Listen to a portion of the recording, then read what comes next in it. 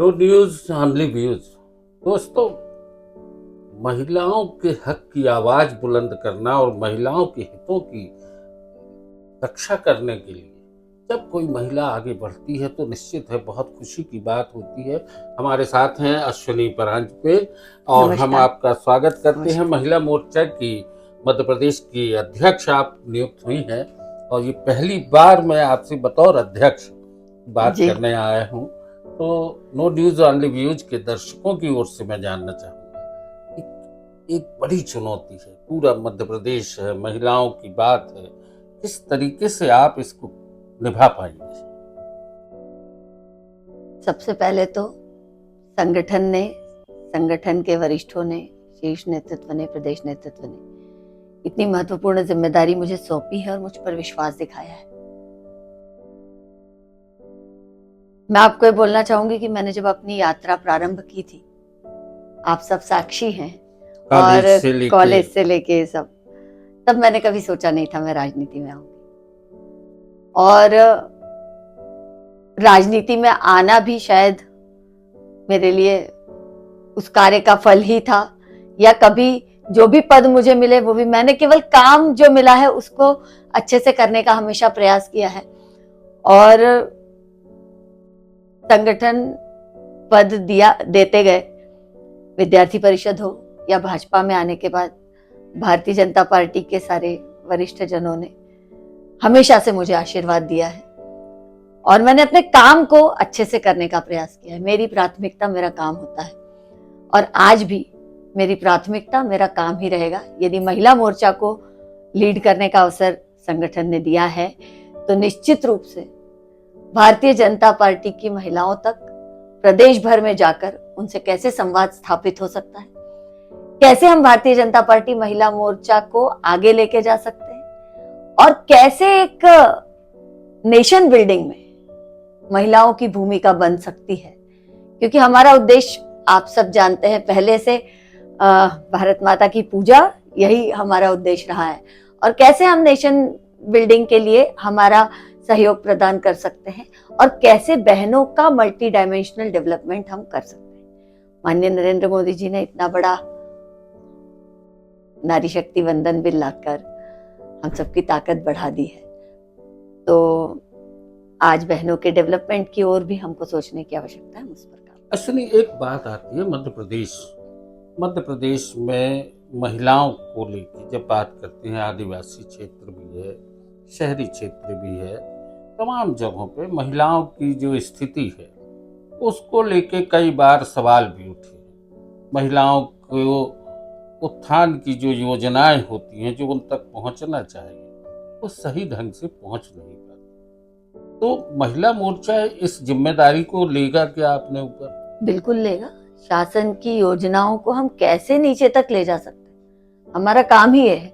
और मैंने विगत 25 वर्षों में, मैंने उस समय भी प्रवास किए हैं प्रदेश भर में जब मैं स्टूडेंट लीडर थी और उस समय कांग्रेस की गवर्नमेंट थी, और मैंने बतौर प्रदेश महामंत्री महिला मोर्चा भी प्रवास किए हैं। और मैंने ये देखा है कि जो चेंज है, और मैं तो ये कहूंगी कि भारतीय जनता पार्टी की योजनाएं ही है, और लाडली लक्ष्मी तो एक ड्रास्टिक चेंज लाने वाली योजना थी जिसने समाज का दृष्टिकोण ही बदल दिया महिलाओं की ओर देखने का। तो डेफिनेटली हम महिलाओं की से संबंधित सारी योजनाओं को, सरकार की सारी योजनाओं को जमीन तक ले जाने का प्रयास। अभी हमने संविधान दिवस मनाया, महिलाओं को भी जागरूक करने की बात उठी। महिलाओं पे होने वाले अत्याचार और उनके साथ जो अपराध होते हैं उनको रोकने में और महिलाओं को कानूनी रूप से, वैधानिक रूप से विधिक सलाहकार या विधिक स्तर पर कितना मजबूत बना सकते हैं, उनको अपने अधिकारों के बारे में जानकारी हो और वो अपने लिए खुद खड़े होकर आवाज उठा सके, इसका प्रयास करेंगे।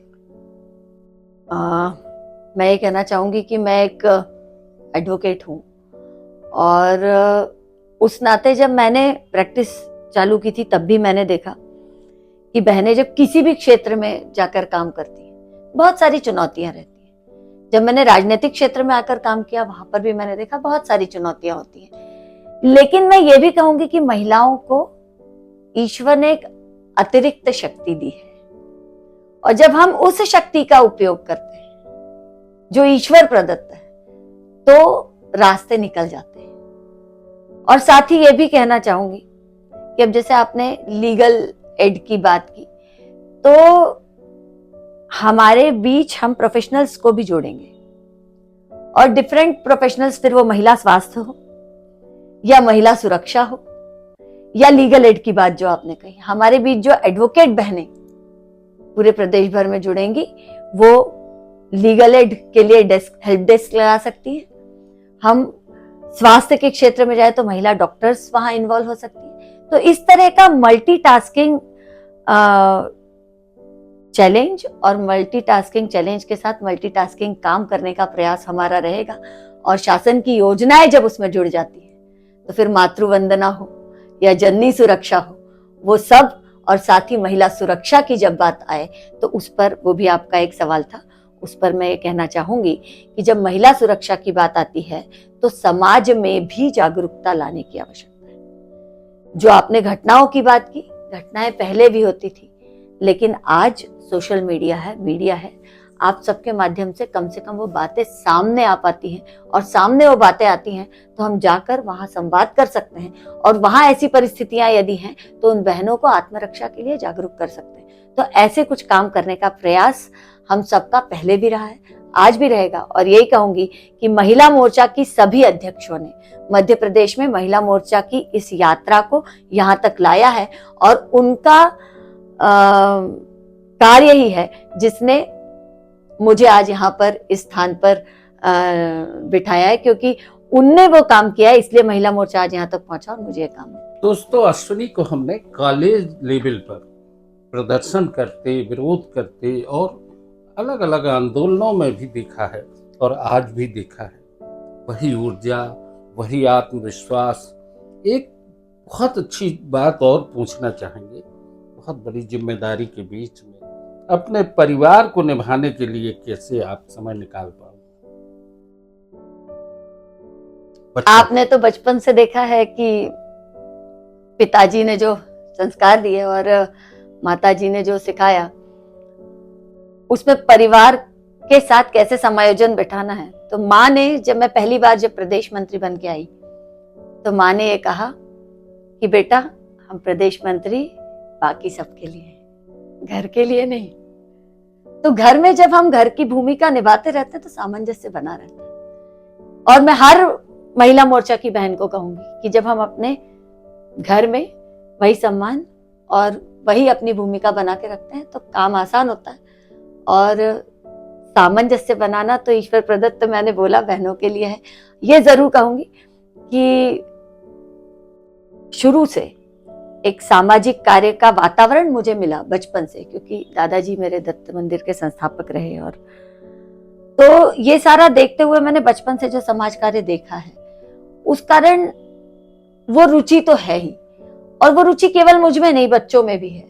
इवन मैं जिस परिवार में गई, राजवाड़े परिवार में, वहां पर मैं आपको बताना चाहूंगी कि मेरी शादी को मात्र 3 महीने हुए थे, और अश्विनी तो वही थी, राष्ट्रीय मंत्री बना दिया था विद्यार्थी परिषद के वरिष्ठ जनों ने, सारी जगह प्रवास करना है ये सब। और जब मैं मुक्त हुई तो 1 महीने बाद मेरी शादी हो गई, और मात्र 3 महीने शादी तय हो गई। और जब शादी होने के बाद मात्र 3 महीने हुए थे तो स्मृति दीदी का इलेक्शन था अमेठी, और स्मृति दीदी ने मुझे फोन पे कहा, अश्विनी आना है। तो आदत तो भाई साहब यही थी कि वो हाँ ही निकलता है हमेशा, कभी कोई बोले। मैंने कहा हाँ दीदी मैं आ रही हूँ, और मैंने फोन काटा और फिर मुझे लगा रही मेरी तो शादी हो गई। तो जब मैंने अपने हस्बैंड से पूछा कि ऐसा ऐसा मेरे को ध्यान ही नहीं रहा और मेरे को तो जाना है, मैंने हाँ बोल दिया, तो बोले बस तुमने हाँ बोला है तो जाना है। अब मेरा जॉइंट फैमिली है, हमारे घर में 20 लोग लगभग हम सब थे। तो मैंने कहा सबसे अनुमति कैसे लेंगे? तो बोले मैं बात करूंगा, तुम अपना, यदि तुमने तय कर लिया है तो वो तुम करोगे। और मैं बहुत बहुत शुक्रिया अपने उस परिवार का भी देना चाहूंगी कि मात्र 3 महीने हुए थे और उन्होंने मुझे जाने के लिए हाँ बोल दिया। और तब से यात्रा पुनः प्रारंभ हो गई। और स्मृति दीदी के चुनाव के बाद मुझे नहीं पता, मुझे फिर से भारतीय जनता पार्टी में अवसर मिला और तब से यात्रा यहाँ तक पहुंची और तब से दोनों ही परिवारों का साथ और आशीर्वाद मुझे मिला। दोस्तों, नो न्यूज ओनली व्यूज पर अश्विनी परांजपे महिला मोर्चा की प्रदेश अध्यक्ष, और हमने इनको हर तरह से देखा, जबलपुर में आंदोलनों में देखा, सभाओं में देखा और बहुत मुखर होकर बोलते हुए देखा। एक बहुत ही संवेदनशील, भावनात्मक रूप से परिवारों से जुड़ने वाली जो इनकी एक आदत है, वो कहीं ना कहीं हम सबको जोड़ती है। और अश्विनी जी, हम आपकी आगे के लिए बहुत सारी शुभकामनाएं देते हुए नो न्यूज ओनली व्यूज के दर्शकों की ओर से बस यही चाहेंगे कि आप आगे बढ़ें, देश आगे बढ़े। बहुत बहुत धन्यवाद। भारत माता की जय। जय।